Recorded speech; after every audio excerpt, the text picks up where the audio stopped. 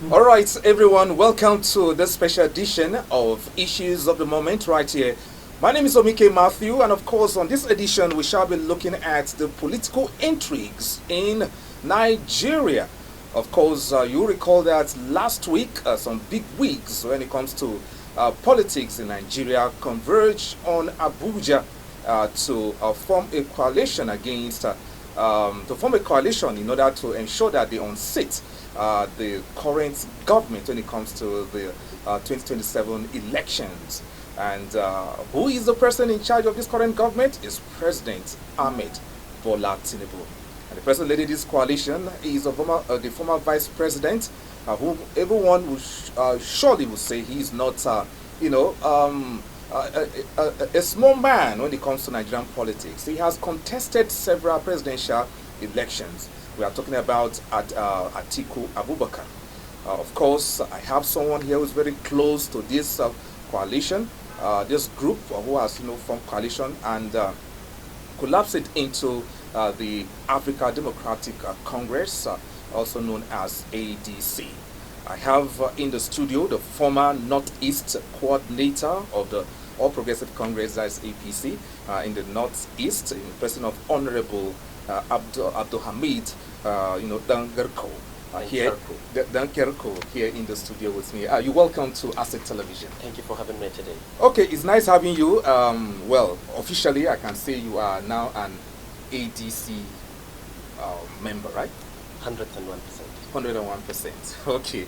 All right. Now, talk us through what made your principals, the former Vice President Atiku Abubakar, to dump the PDP, David Mark, the former Senate President, to dump the PDP, and others who belong to other political parties to dump their various parties, and including your main master, talking about the former Attorney General of the Federation, talking about Malami, who officially announced his resignation from APC immediately after that encounter last week. So, what happened? What was the reason?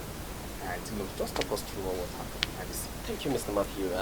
Thank you for having me today. And I'd like to tell you that I am a former member of APC. I was with the former President Muhammadu Buhari, and the coalition of all parties came together. G7 governors from PDP that made CPC, ACN to ANPP to APC. They coalited themselves, coalition of other parties, to make APC. Our thought was that normally we said leaders are most effective when they make everyone work for them to feel valued. Not that the former administration done so well. They haven't done well. When I was in APC, but not that we've performed very well during Buhari's administration. But the situation is that the reason why I participated, or I now found myself in this journey of all competent terms, it's because of the diversion of fund and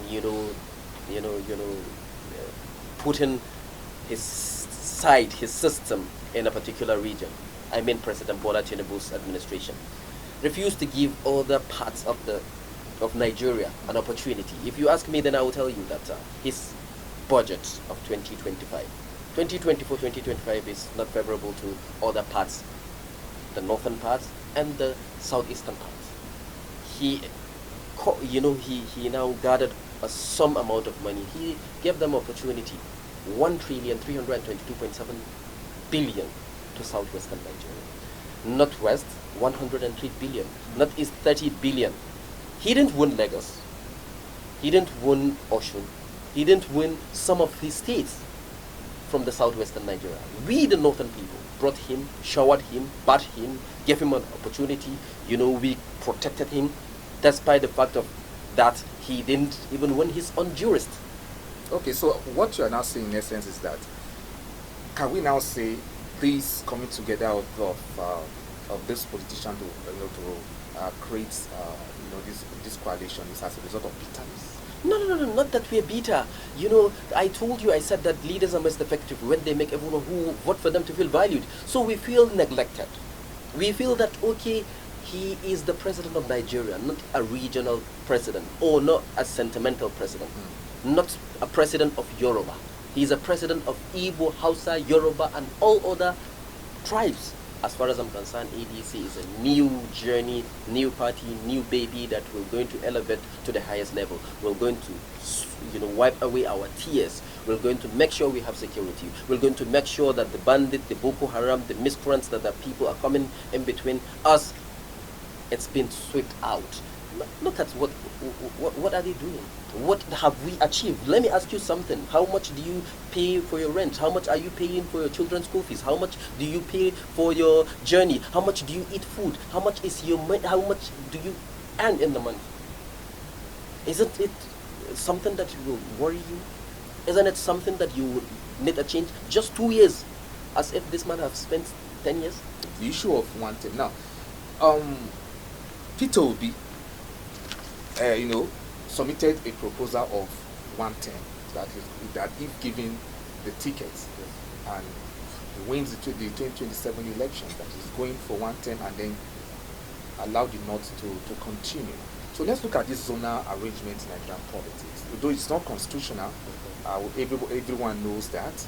But now the North did 2 terms, and now the South is doing 110. Don't you think, this will cause issue in our politics?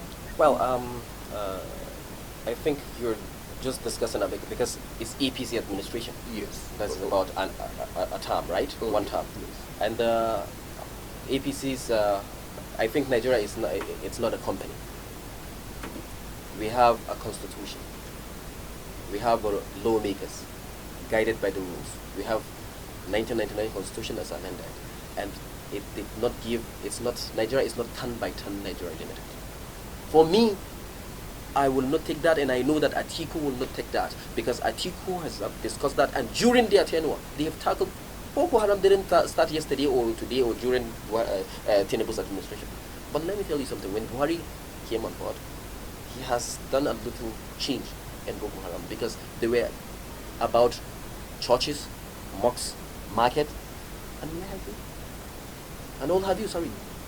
But today, I will tell you that what do this Tinubu's administration achieve? Up till today, the people are dying. Bandits are going about 200, 300. Let me ask you a question. If it is Yoruba's southwestern Nigeria, do you think that bandit will go there and kill about 300 people? Rape women? And today you will see they will be quiet because they have social media, because they have the media. If it is in the southwestern Nigeria, Boko Haram will enter and kill people. They will come out and talk. You see it in CNN because it's the northern people. Today, northern person cannot go to his farmland.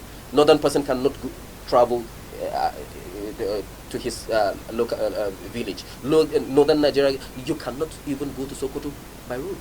You will be calling. How is the route? You can't pass through Katsina. You can't pass through Niger because of insecurity. What are they doing? Tinubu's administration, what are they doing to secure Nigerian lives and properties of Nigeria? But he is busy looking for a miracle.